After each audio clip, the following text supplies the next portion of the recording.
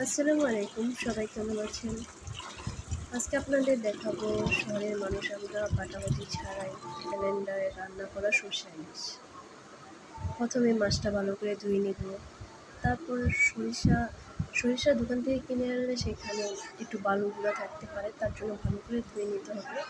পেঁয়াজ কেটে পেঁয়াজ মরিচ কেটে তারপরে সরিষাগুলো ব্লেন্ডার করে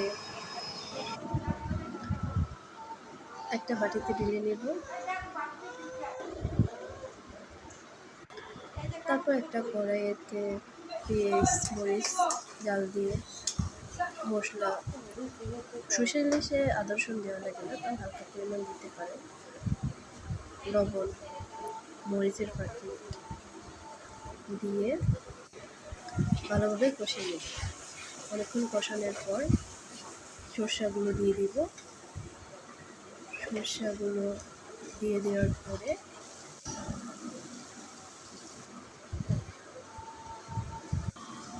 ভালো করে কষিয়ে নেব সরষাগুলো।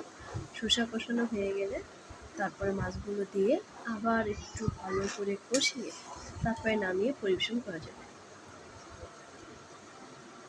ইনশাল্লাহ পরবর্তীতে আস্তে আস্তে, আমি তো নতুন তাই আস্তে আস্তে পরবর্তীতে আরও ভালো করার চেষ্টা করব। সবাই সাপোর্ট, দোয়া করব।